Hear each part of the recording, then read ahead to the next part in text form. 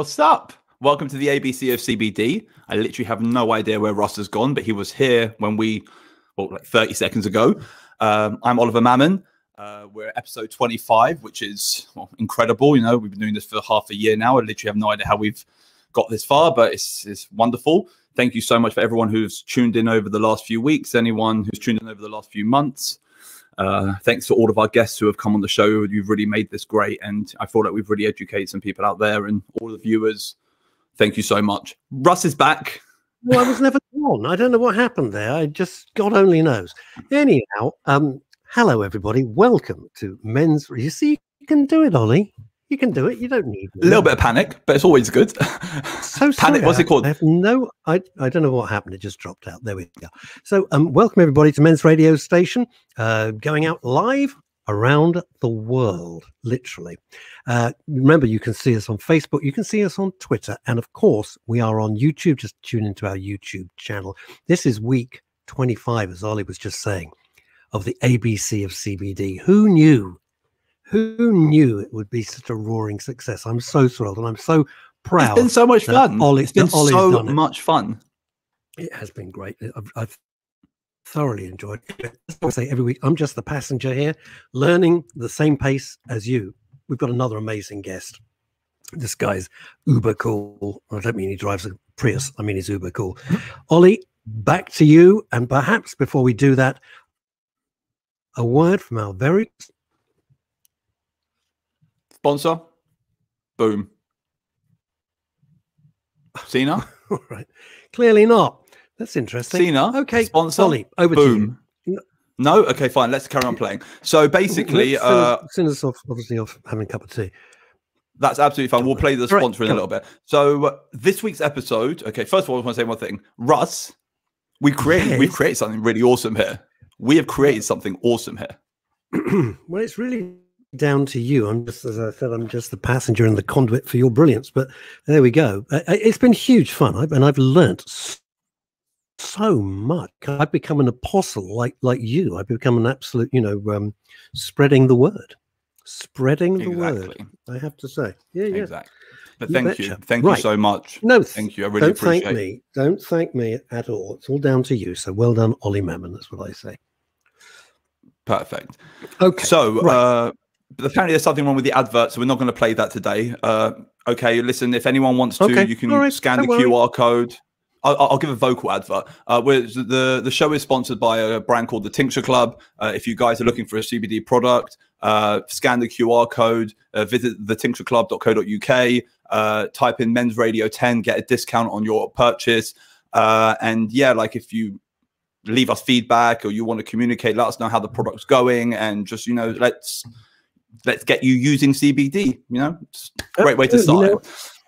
Over in Spain, for example, Chrissy Holt, who was suffering from all sorts of things and had never tried CBD oil before, I said, look, get in touch with Ollie, man, nothing to lose. He added to her, they got the tincture ratio and everything right, and it's really, really helping loads of our listeners. So, seeing is believing, and in the immortal words of Neil Diamond, I'm a believer. Nice. So 25 episodes, god damn, and we're still not running out of ideas. This is brilliant. So this week's episode, we are joined by someone called Zeus Stone. Now, Zeus Stone is one of the founding members of a company called CBD Brothers. The title of the episode is actually called Growing a Brand from Seed. CBD Brothers are a UK-based CBD brand.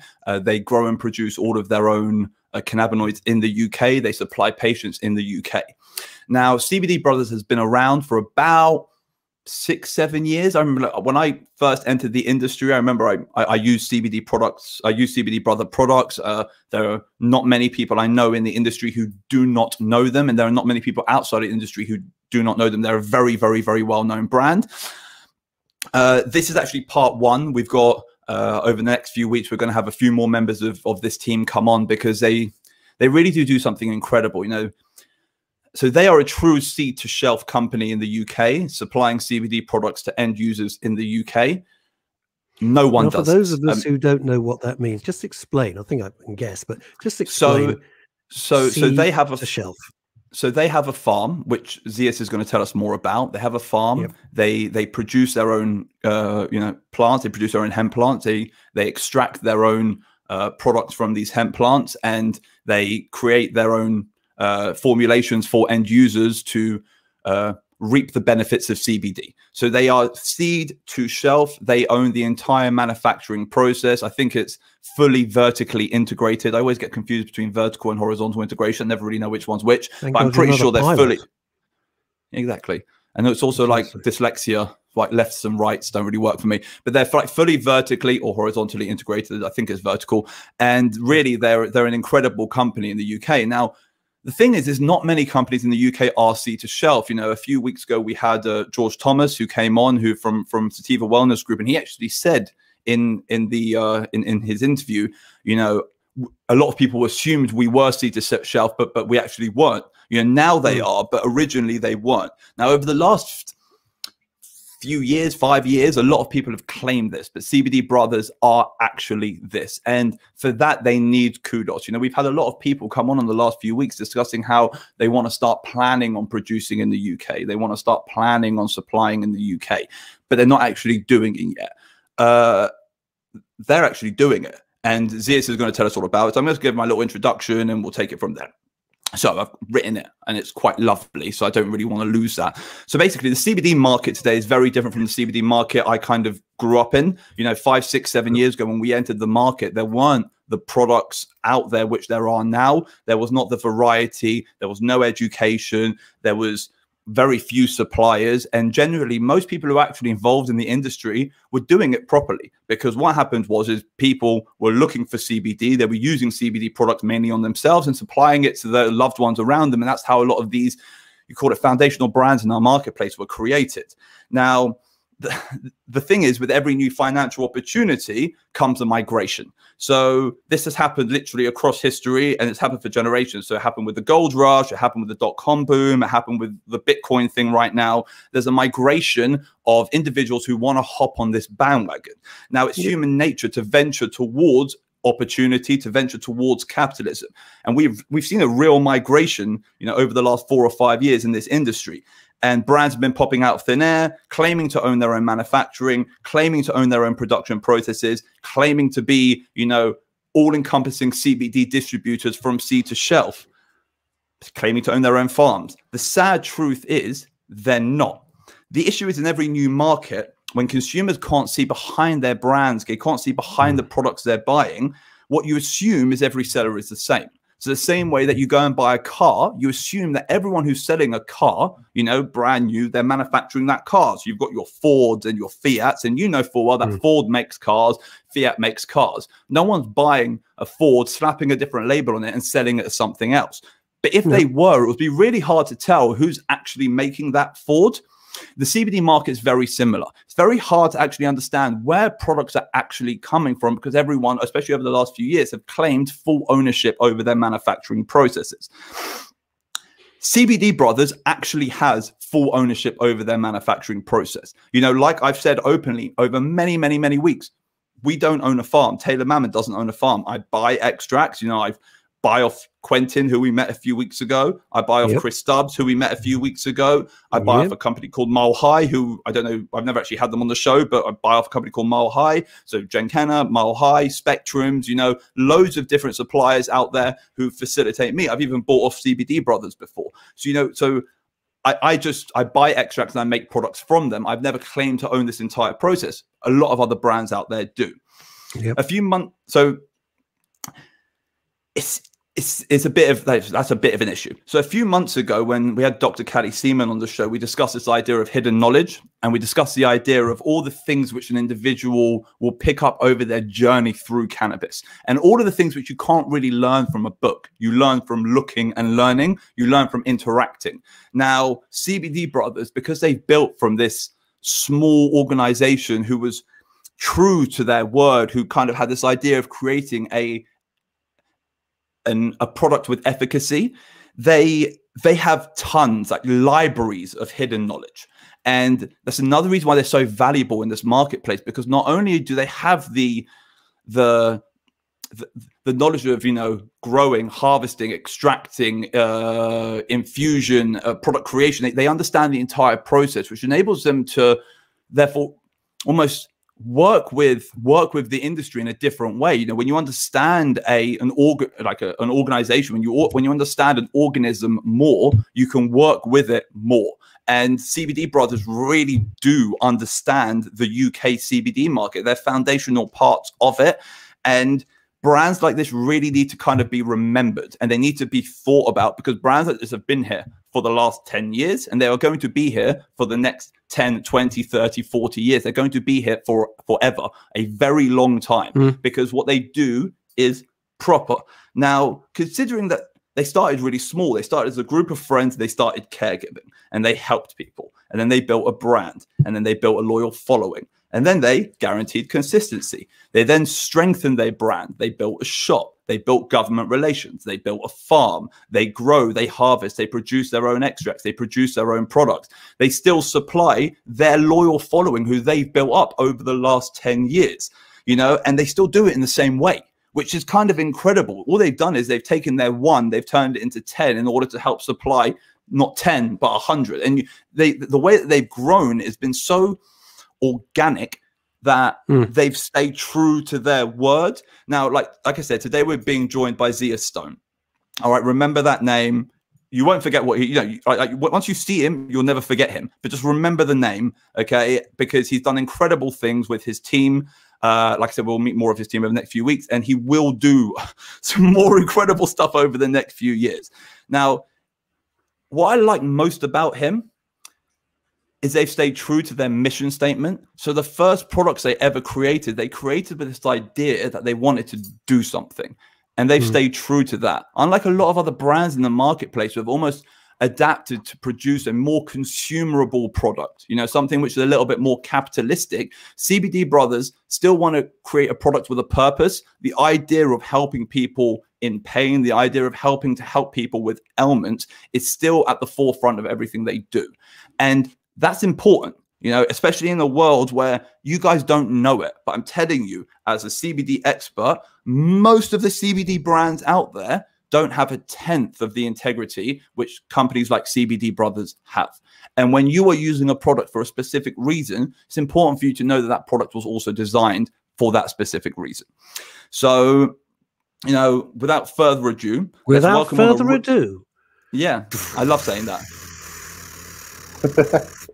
He's a real expert. His quest for education has never stopped. And fact of the matter is, like I said, the hidden knowledge contained within the organization, within Zias and his partner Ben and the rest of the team, I mean, it's unparalleled out there. And it's just, like I said, I wanted to kind of get in there. Now you're here. My introduction is a bit gone now. But it was a good introduction. It was a very nice introduction. He's cool as hell, right? He looks cool as hell. You're never going to forget him. You're never going to forget him. No, thank you for them words, Ollie. That's very kind of you and very humbling. I kind of wish I could lie that well. Do you know what I mean? As in, like the sad truth is my the introduction has come straight from the heart. It's reality. I wish that other companies did it too.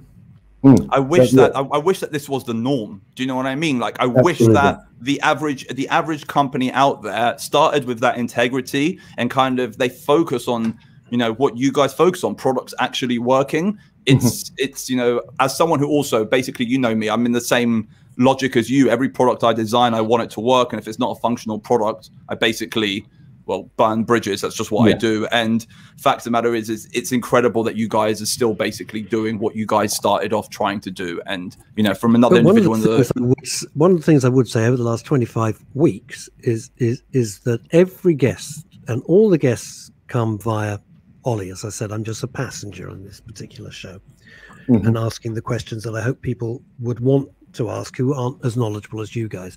But they've all had such integrity and have been so articulate and interesting. So it's such a different view that I've come out with 25 weeks in from what I went in with, to be honest. I was very skeptical at first, but I thought, well, we'll give it a shot. I like to push the boundaries.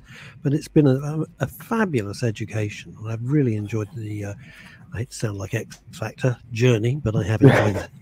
I have enjoyed the journey, and I'm going to give it 110% and do it for my great-grandmother. Anyway, I made the terrible mistake of calling our special guest Zeus, only because I like all those movies, and I got told off. It's not Zeus, it's Zeus. Zeus. Zeus. I said Zeus. Ollie's a ventriloquist, and he made me do it wrong. Zeus. Okay. Russ, stop pissing off our guests. God I've been called much worse, so it's all good. Come on, Russ. No, seriously, it's all good. It's all good. Like, introduction was very real. Let's just start. How did you start? How did you start, Zeus? Like how did this all begin? Well, so it all began. I used to run a small catering company, and yeah, so we was doing that. My best friend Ben, who I've known for 20 odd years, started making cannabis products. He was in the care industry, and we've always, you know, messed about and done bits and pieces with cannabis through our youth and whatever. And he started making these oils, and then my catering company was going okay. And then Ben and I, not that we didn't see each other so much, but Ben's journey was going this way and mine was going that way. And then we met up again in the middle, and he was like, I'm really busy, you know. Do you think you come and give me a hand? And I was like, well, yeah, of course, yeah, why not? And then it was like, wow, this is actually really doing something. What year was this? This was I'm not very good with years. We'll go back to probably 7-8 years ago, somewhere around there, if maybe a bit before that. A bit longer, right? Yeah. Yeah. And then and it was like, so we sorry. It's all right, man. It was just things were going extremely well for Ben and the start of the team, and then I came in, and it was like, well, this is really something. One, the people that are using these products are seeing phenomenal benefit.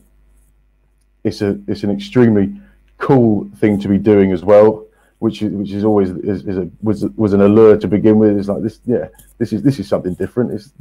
I like this. A little bit quirky.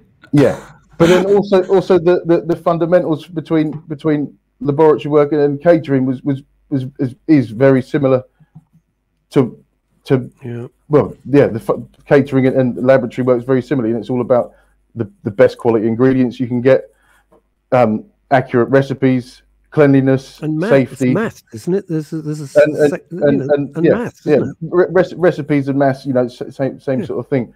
And it was just like, well, yeah, let's do this. And then from like fully getting on board and like taking over the lab and things like that, we went from like an inch big to a large tree really quickly, and it's just exploded from there, you know. But when you guys first started, you were like, there weren't that many of you. So I remember 5, 6, 7 years ago trying to source CBD, and your name was coming up a lot, you know, and a lot of people out there who were using CBD products originally were using yours, you know, like you were one of the first UK based, UK supply, UK brands who actually, especially who are still around, you know what I mean? There were, of course, those unbranded CBD products, which no one really knew and no one really believed in. But I mean, in terms of an actual brand on the marketplace and, you know, building a following, you guys were the first, you know, you were there before anyone. Yeah. One of the first, top 3, if not the first, I don't know. Yeah. And I think our integrity and like, as you were saying, keeping our products very similar, well, the same, consistent across the board all the way through to today is what's given our brand the integrity and recognition that it does deserve. You know, we all work very hard. We've got an extremely good team. It's not I'm not the only face of it. There's a lot of other people behind the brand and the business and the organization, and yeah, we all work together as a family. Just to get me some sort of idea, how many people are in your company? We're not massive. I say we're probably across the whole board. There must be 30. It's not small, man. That's not small. That's not small. Well, you know, it's yeah. There's other Well, I mean, it's small organisations compared to Toyota, but I mean, it's not small in terms of a company having 30 people. I'm really interested because last week bigger than us, I asked the same question and it was 22. So I'm getting some sort of better picture of that. And the other thing that fascinates me is how, when you start off, and there you are, you say, well, I'll give my mate Ben a bit of a hand. He's up on the catering and do this. This looks a bit of a laugh. How did you get the word out?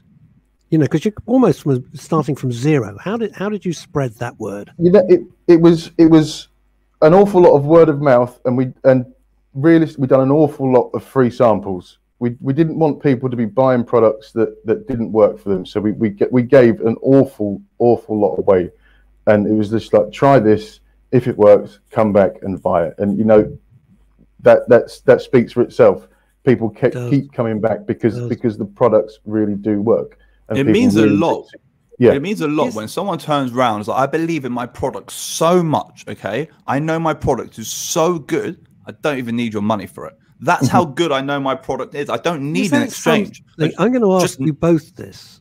Let me ask you both this. Is this something which is pretty peculiar to this industry? Because when I first met Ollie, I was stunned because he'd say to me, no, just try it.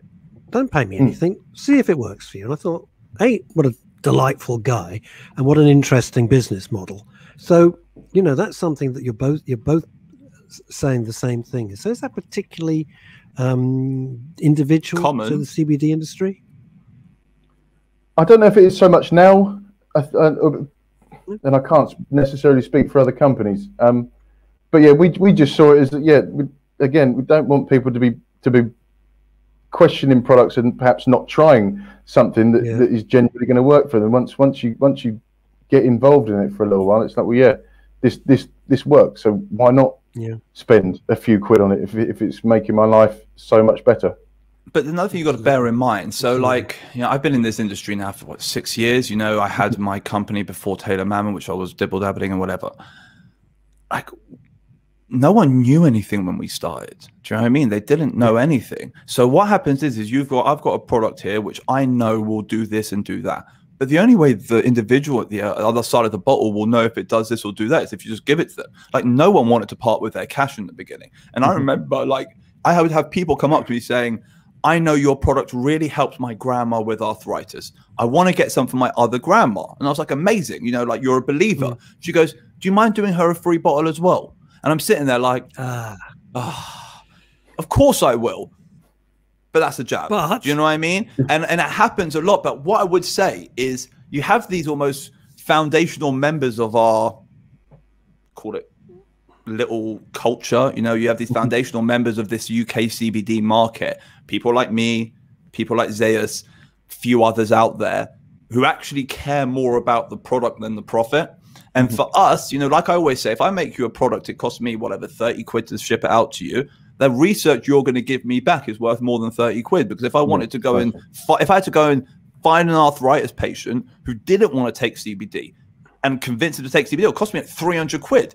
Take this, put it in your body and write notes about it. It will cost me more money than giving away that free sample. Now, my entire education has literally been built off the back of my free samples, which I've given to people. Every little concoction which I've ever created, the dog drops which I made for you recently, and I'm sure Zeus is the same. You know, we only know that certain products work for certain people because we've given it to those certain people, seen the effects, got that education.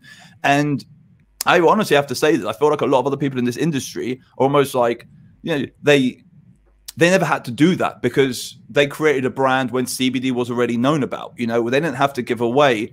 And also bear this in mind, CBD was very expensive when we first started. Okay, so the price of CBD when I used to give it away, it used to cost me a fortune. You know, I paid like £25,000 for a kilo once and basically gave it away in like 1 gram samples to people. Nowadays, the same kilo costs you £1,000. You know what I mean? It's come down to like 5% of the value. It's a lot easier now to give freebies away, but less people seem to do it. It's an interesting market we're living in. But we've laid that foundation for other people to kind of have that understanding. You know, I'm going to ask you another question. Where did you do your first infusion? That was at our laboratory in Elmswell. We built, so we've got a farm at the farm over in Elmswell, and we built a lab ourselves. And yeah, had had our extracts over there, and yeah, it was, we had I forget what it was now, but where was it? It would be a CO2 extract mixed with it. You know, one of the old favourites. It's probably the blue edition oil. Yeah, it would be there in Elmswell, just about 10 minutes down the road from where I am now. Can you still remember that first infusion like it was yesterday? I remember being extremely scared because, as you were saying, everything is so expensive, and it's like I can't afford it. I can't afford this. I mean, if you get it wrong, you've got to literally kind of pour it down the sink or something. Is it? Well, bad as that? Yeah. It's not right. So yeah, it's not good enough. But yeah, wow. everything was so ridiculously expensive. It was like everything needs to be so on point, and it was petrifying. It was so terrifying. So I remember like the first time I made a body oil. I'm like, Ollie, you're about to throw 600 quid into this body oil. Are you sure? Are you sure? Something? Okay. You know something? This is so interesting because in 25 weeks, Ollie Mammon has never said he was scared doing that. That's really, really interesting. You've never revealed that. But then also, here's the thing. I've never had a guest. We haven't had a guest who, I don't want to say went through the same as me, but we haven't had a guest who does what I do. Do you know what I mean? Where like all of our guests have been a bit more, you could call it, they've either been patient, or they've been a bit more professional, or they've been a bit more, you could call it, I don't know, like a bit more scientific. Another thing is I'm not a scientist, you know, like Zeus, as he just said, you know, he was a chef, you know, so for us to come into this industry, which is, you know, predominantly mathematically science led, you know, and here's the thing, bear in mind, the scientists who existed at the time that we started had no idea about cannabinoids. So it's not like if a scientist was in that room, they would have been able to do anything any better. But it's that whole, we have to re-educate ourselves to work with something that no one's ever known how to work with before. I mean, it's a crazy, it's almost like going to the moon. It's like, how do you do it? And then you create explorers. You guys are explorers. You know, you're going into, it's a bit like Star Trek. You know, you're going into areas of space. No one's been there before. You don't know what's out there. I and it totally costs us a fortune, just like NASA. But I never computed, guys, I never computed that you'd be standing there going, if I screw this up, I've just thrown 600 quid. Yeah, and the rest as well. Yeah, fine. So it's thank you very much for your comments. I can't put them all up on screen, but Simon, thank you, much appreciated. So there's another thing. It's like, you know, the logic. Never use a damaged beaker, because what goes in the beaker always costs more than the beaker. Okay, and that's that logic. That logic of, you know, you have a piece of glass, okay, which you're putting 50 to 100 times the value of that piece of glass into that piece of glass, and you almost believe, please don't crack on me, Pyrex glass, please don't break on me. But after this, like after the 5th time, you know everything's fine. But that first time, you don't know what's going to happen. You don't know. You never know. You know what I mean? Like it's fun though. I miss those times. I miss them. Yeah, I miss them. Yeah. I kind of got a little bit distracted. I do apologize. Do you know what? So tell us more about your personal journey. Ollie, can I just tell you something? It's very interesting. You say you missed that times, and you've built up a big company. You got 30 employees, and you're seed to shelf. I don't have 30 employees. I've got like no. There are like 8 of us. Our guess. 9 of us. Our guess. No, but I'll tell you something from experience. The early days are always the best days. In anything that I've ever done, the early days when you're starting off, you have the most fun, and it's the most exciting, and then it grows. And I've been through that stage, and I never want to have that with men's radio station and women's radio station, because once I lose the joy and the excitement and the fun, I'd have to do something else. So I totally get that. Our early days were extremely good fun. Not that we don't have fun now. It's still a very fun company to work with and for. But the early days, it was something else. You know, it's a new industry that we was all pioneering, and we had some really good times. Yeah, it was fun. But then also, you know, like it's that sort of, you know, we're legal cannabis dealers. Do you know? That's the first thing I remember. I turned around to Nate. Okay, and I just made a bath bomb. All right, and I looked at Nate. I go, Nate, cannabis bath bomb. Who would have thought about it? And it was just the excitement of being able to. Very effective. One of our listeners used it and absolutely loved it. But the fun of that, and this is why I've got so much respect for Zeus, because if you look at some of the reviews he's had on his products over the last 8-10 years, the thousands of people who have basically just, you know, flooded to them, and who literally put their pain in the hands of the company, and who put their ailments in the hands of the company, who are satisfied. I mean, it's incredible. Like, this actually, I wanted to say, let's move on to this. So designing and testing a CBD product for the end user. So this is like, that's your main skill, isn't it? Your main skill like lies in the actual formulation and creation of products, right? Yeah. So what goes through your mind when you're creating a product for the end user? Well, we always, I try and be as client-led as possible, you know, like we've got a number of clients that we produce products for. I never profess to be a particular expert in anything. I like the client to give me the information, and then I will try and get everything put together the right way. Again, I've also got a very good team with me, and we all bounce off each other with ideas. And there's an awful lot of trial and error. Things that it's a lot easier it's a lot more cost effective to make more products now. We can throw a few more bits and pieces at more products, and it's trial and error. You know, nothing ever comes. Very rarely do you make something work first time. So you just got to keep trying it. Just keep trying. That's the persistence, man. That's another thing. Yeah. So like in this industry, I always find that so there aren't that many of the me's and the Zeuses. Okay, you know, like Zeuses. I did it. Do you want to just I called you the wrong name. No, Z. Okay, fine. I can't believe anyone got your name wrong. That is just unforgivable. Just terrible, disgusting. Like the people like us in the industry, there aren't that many of us. You know, like people who actually put their minds towards creating CBD products. You know, there are a lot of people who are selling, like a lot of brands out there sell, and there are a lot of people who distribute raw extracts, but actually designing and creating products, that we really aren't that many in this industry of ours. You know, there I would say there's probably 50 of us. You know, like you'll be surprised, they really don't exist. Wow. Maybe even less. I'm talking about UK based, because most people don't make products. It's just what they do. They don't do it. It is because of the trial and error, because of the persistence that's needed. Most people fail. And they don't know if they try it another 17,000 times, they'll succeed. They don't have that time to keep on trying it.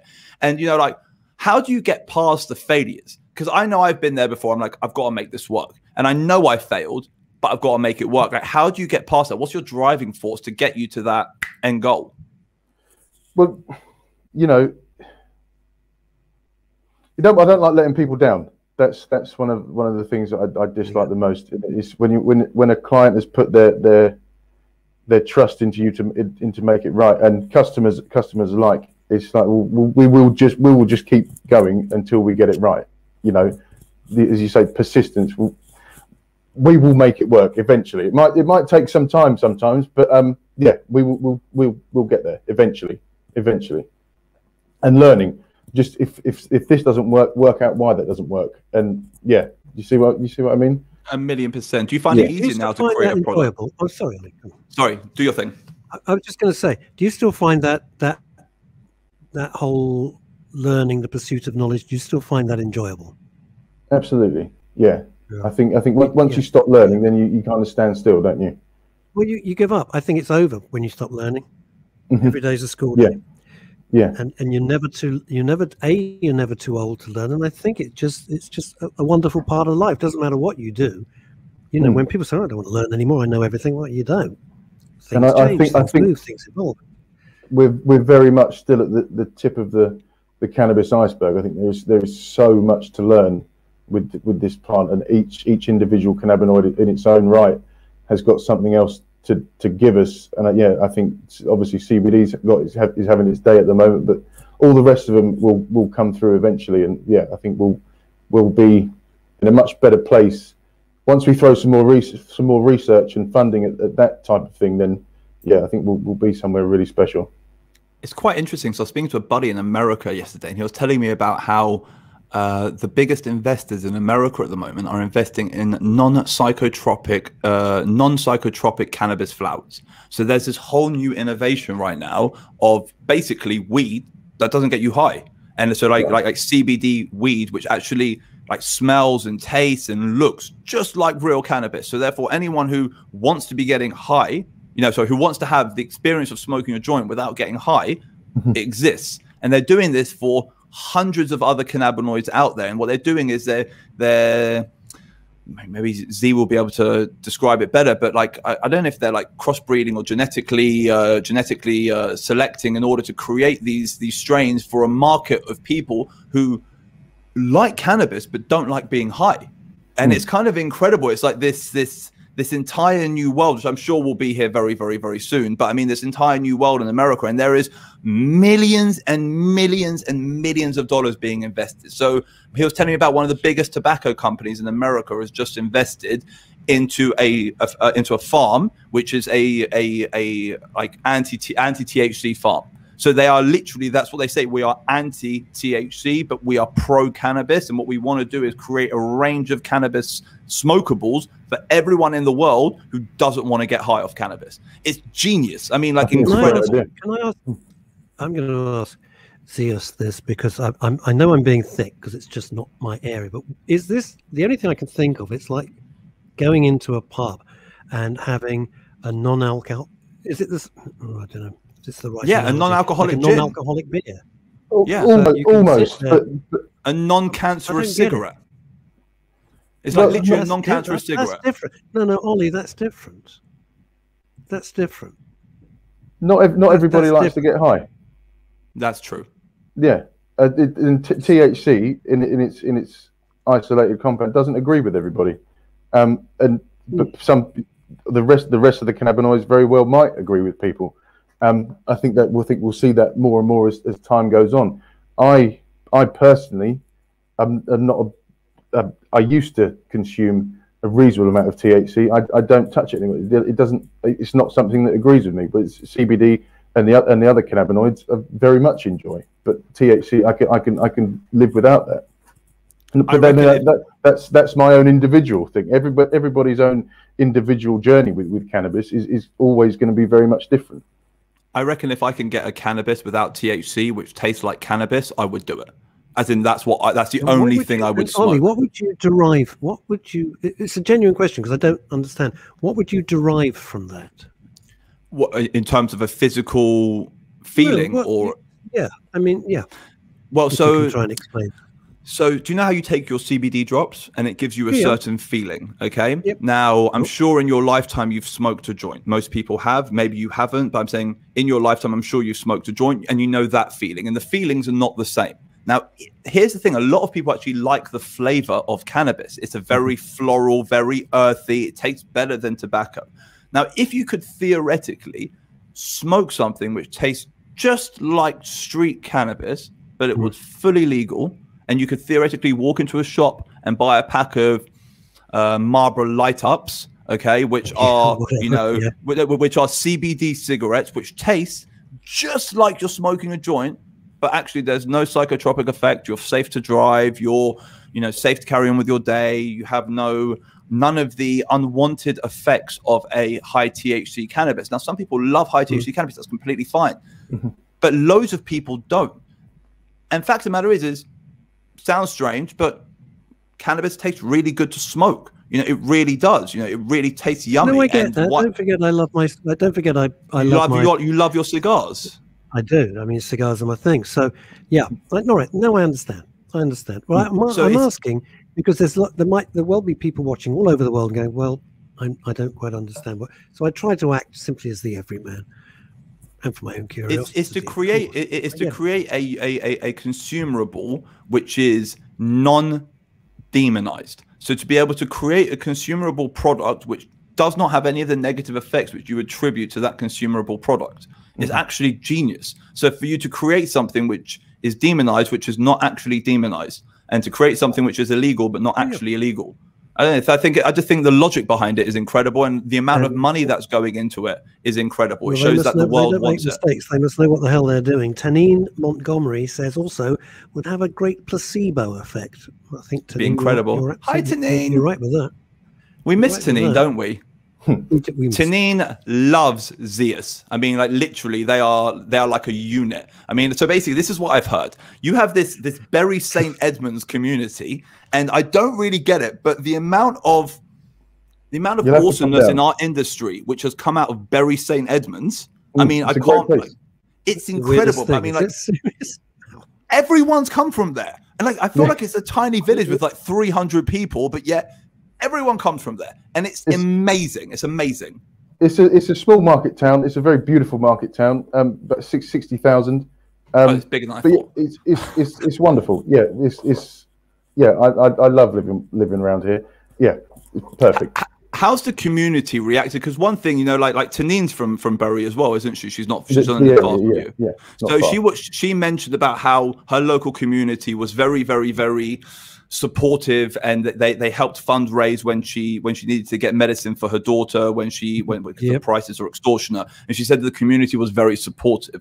Have you found that your small little seaside, or was it your small little you said fisherman village, right? No, market town, market village, sorry. Your small little market town, has it adopted CBD well? Has it adopted what you guys are doing well?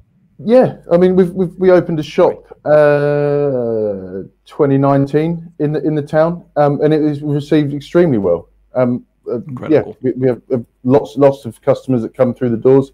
We're you know, it's taking away the stigma from cannabis, I think, and it's not this dangerous plant that it used to be demonized as you were saying earlier. It's got some wonderful benefits, and the people in our organization are very nice people as well, and we're just there to try and help as many people as we can. And I think that shines through. I mean, you can't.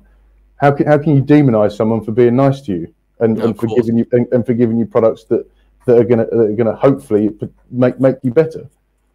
I like that. How can that not be well received? No, I completely agree. I think everything you guys do is right. I gave you an incredible introduction. You know, I mean, you weren't even here, so I mean, I gave you an incredible introduction. So it means, like, of course, I think what you guys are doing is incredible. I like the stories which Tanine's told me. I like the fact that there seems to be this community support almost for what you guys are doing, and I know it's pretty nice. Do you know what I mean? It's when you think about, you know, smaller little English towns, you don't know how they're going to adopt something like this. And I think it's incredible that the community's adopted it so well. Yeah. So let's talk about Guernsey. Okay. If we're allowed. Yeah, we can talk about Guernsey. Yeah, of course. Yeah. Tell us about Guernsey. So Guernsey is a Channel Island. It's quite small. Again, it's about 60,000 population. So it's a similar sized town to Bury St. Edmunds. Not so much myself, but members of our organisation, Ben, who you'll get to speak to next week, I hope, and Tina, managed to. The thing with Guernsey is that the government is very accessible. So you can't. Whereas on the mainland, you can't necessarily ring up someone and be able to table a meeting with them. Whereas at Guernsey, you can, and they're very receptive to the benefits of cannabis. We have managed to help change the legislation over there where we can have higher levels of THC in products. So we can have 100% CBD. You're allowed a 3% THC aggregate with that. So that's really nice, and that's really positive, and it's been taken extremely positively on the island as well. We're seeing some great results with the products that we're making over there. We've got a 2-acre greenhouse over there, which is amazing. CO2 extractions. We're also quite fond of the rosin extraction technique. I think that's a bit of a slept on. Let me just touch this. So a rosin extraction is a solventless extraction process which uses heat and pressure to extract cannabinoids from within the plant. So what you do is you take a relatively fresh plant, a relatively fresh hemp or cannabis plant, and in applying heat and pressure, you extract the oils from that plant. Okay, so it's a, like I said, a solvent-free extraction process, which seems to be taking the world by storm at the moment because, well, you're not having any toxins along with your cannabinoids, and it requires less, call it, purging or cleaning in order to refine the product to a safe and clean form. My personal favorite extraction is solvent free. You have to do very little to the to the product that you put into it. And yeah, it's an excellent extraction method. Yeah, I love it. It's so quick, so easy, and the finished product that you get out of it is next level, in my opinion. So when did you set up in Guernsey? I'm not very good with dates. Must be. I'm really not. It's the last 10 years has been a whirlwind, and yeah, just trying. I'll say 5 years ago, I guess. And amazing. In Guernsey, the products you create in Guernsey are only to supply Guernsey, or they also come over to the UK mainland? They come to the mainland too. Amazing. And you guys are one of the first farms. You're definitely one of the first farms to be UK based, and have crops planted which you extract from and produce a product from. There's no one else who does that, right? I don't know. Possibly there may be. I know. Yeah, I'm not sure. Sure. I haven't been able to find. If there is anyone else out there, and I'm offending you by saying that you do not do this, please contact me and come on the show. Because the only reason I'm saying this is because I actually don't know wherever you guys are. I don't know if you guys exist. But I mean, like I have not met anyone who's currently doing. I've met people who are planning. Like I said, we've got the friends from GLO who have been on. We had Alex Frey a few weeks ago. We've got another buddy coming on in a couple of weeks' time. But they have, they're in the process of applying. It's actually kind of incredible that you've actually broken ground and you've actually been doing this. How's that been? As in, like how's that been? And also, I'm going to ask another question afterwards. Like, I'll ask a question. Like, how's that been? And do you reckon you will ever be able to do that on UK mainland? Two-part question. So. The Guernsey government have been very good. They have been, as I said, receptive, and they've helped us along the way. And yeah, so from that respect, they've been a joy to work with. I don't come from a background of particularly working with government officials, so it's quite nice to be able to work with government officials and to they're normal people like myself and you, and you can have a very easy and frank chat with them, which is amazing. Yeah, it's incredible. And the island of Guernsey should be very proud of what they've allowed to happen on the island, because I think it's hopefully setting up the blueprints for what could potentially happen on the mainland. It's revolutionary if you actually think about it. Yeah, it's revolutionary. It's incredible because there's nothing untoward has happened on the island. The island still functions quite perfectly. It's still, and in fact, probably a little bit better. So why should that not come across to the mainland? Have you brought employment to the island? Totally, yeah. Amazing. Yeah, that's amazing. Yeah, it's incredible. We've got a great team of people over there, and hopefully you'll get to speak to Luke as well. He's the head grower over there, and yeah, he's extremely knowledgeable when it comes to growing the plant itself. He's very smart. I've met Luke at a couple of expos and stuff. We always have our little wander and our little chat, and he never ceases to not blow my mind. I mean, the dude is very smart, like very, very smart. And he's so happy as well. He loves what he does. Could both of you answer this question? I'm getting a lot of comments from a chap called Simon Buckman. And I'll paraphrase this. Surely mainland Britain is much cheaper to farm on.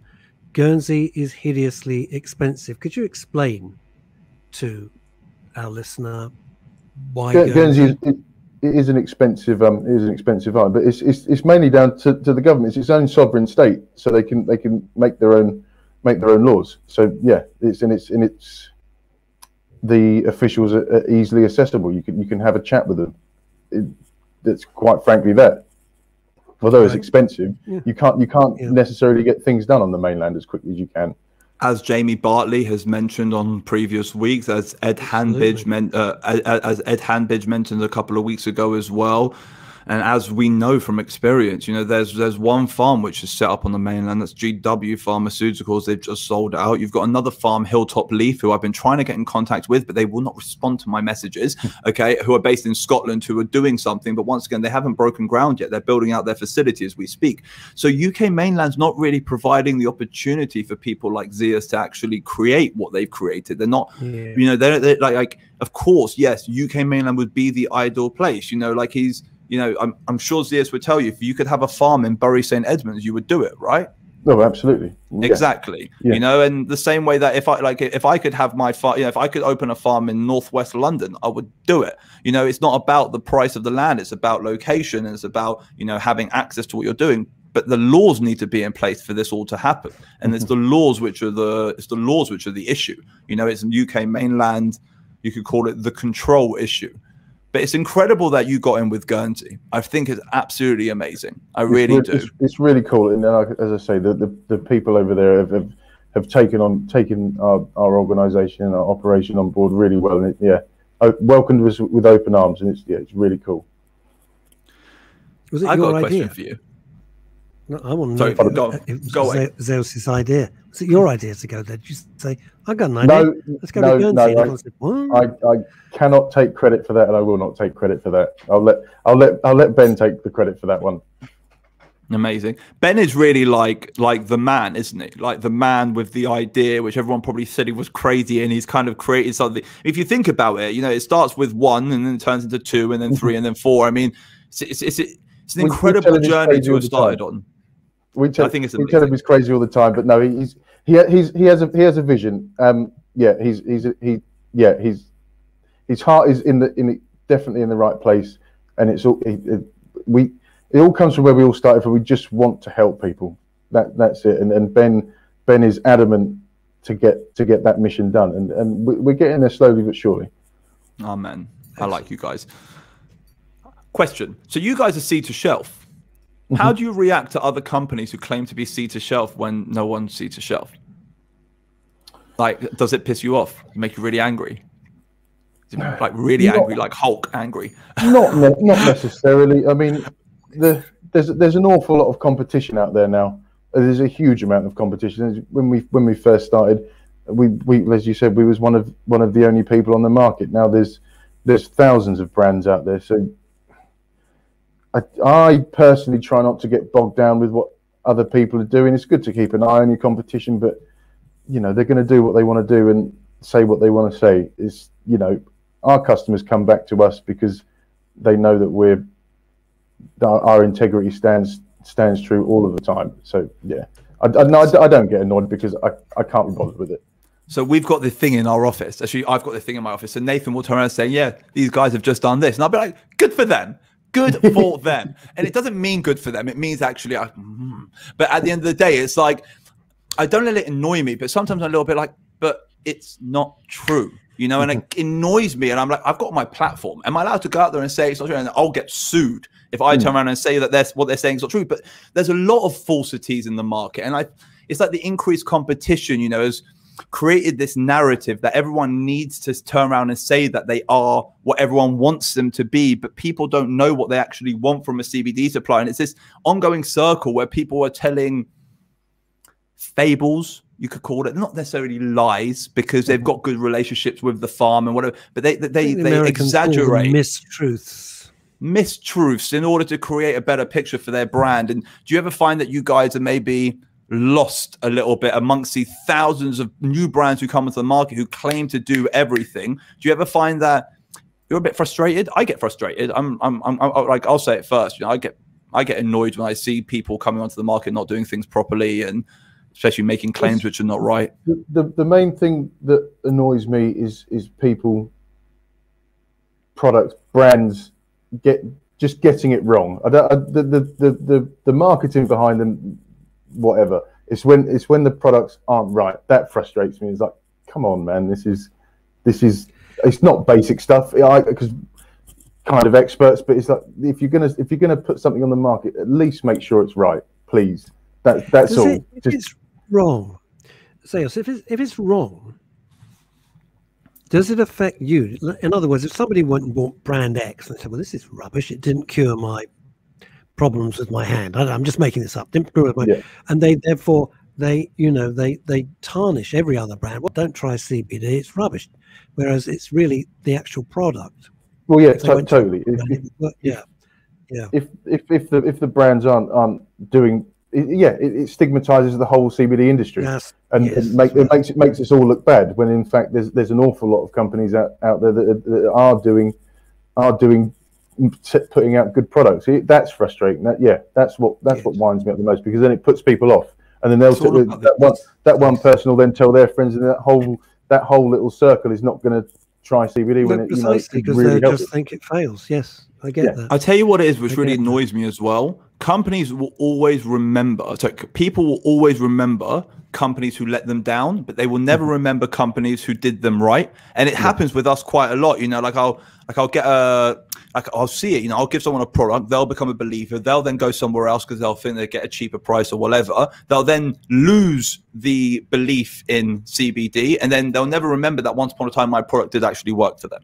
And I find that, it really is a one in, one out journey, because so many products out there don't do what the end user needs them to do. And I feel like we do lose them from the CBD market, these end users, and it does annoy me. The reason why Zeus had so much success in the beginning is because they were creating products which, whenever anyone used, they were buying the right product, so they were feeling the benefits, and they were feeling the ailment relief from their cannabinoid product. That's why the brand grew so well, because the product was great. The reason why Taylor Mammon has the market standing it does is because we do things, with efficacy, with accuracy, with consistency, and we haven't changed that. Everyone else, not everyone else, a lot of other brands on the marketplace, it annoys me. And like Z said, it's not about me losing out, it's about the end user losing. The end user doesn't get what they need. They've walked into the shop, probably after a journey of pain. They found what they believe will be a help. But if what they're buying in the bottle's not right, if the drop tectonics don't add up, if there's no accuracy, there's no transparency, there's no traceability, and it ends up being completely wrong, they're not going to believe in the compound. They'll believe the compound has done them wrong, not the brand selling the compound. And it's just, it annoys me. It annoys me too. Probably annoys me more than Z, to be honest with you. But that's one. As we wind up, if we wanted to find out more about you, is there websites and stuff that we can look at? Yeah, so cbdbrothers.com.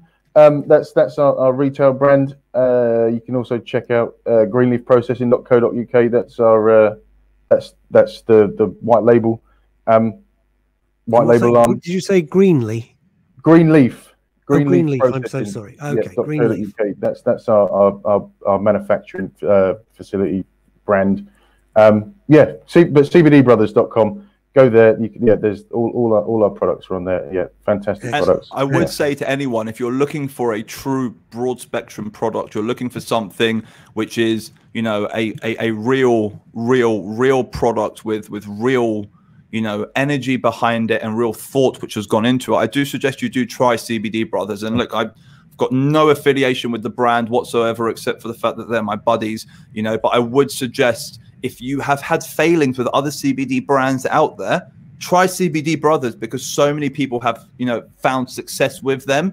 And, they're one of the originals, and they really do deserve you as a customer in a really weird way. They really do, because what they do is right. So just bear that in mind if you guys want to try CBD as an individual who stands outside the brand. I feel like my business partner's going to kill me later, but try their product, man. Seriously, try their product, and you'll understand why thousands of other people have, fallen in love with them and followed them, and why they've grown to the company which they are.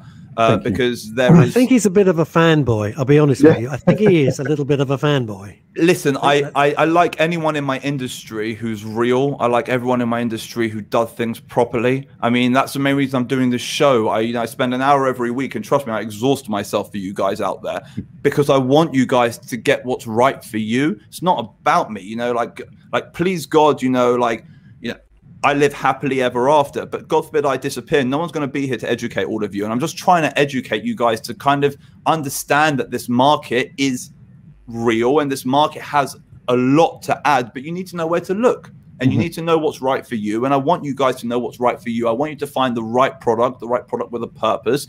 And that's what this is all about. It's not about anything else. This whole show is about educating you on this journey towards finding your cannabinoid product. Nothing else. Can I just say something really quickly? Just a quick shout out almost. We had a really sad day yesterday. A gentleman named Les Hedder passed away after a short battle with cancer. He's done Oh. so much for the hidden side of the cannabis community. I'd just like to just send out my love and thoughts to his family and friends and everyone that knows him. He's touched an awful lot of people in the community. It's a very, very sad time. It respects nobody, does it, cancer? It respects nobody. It is brutal. You have been the most terrific guest. Thank you so much. Also, thank you for being a very good sport. You did good, man. Some of my did good. Thank you for having me on. It's a enjoyed pleasure. it. Until the same time next week, be safe. Take care. Bye-bye. Peace out.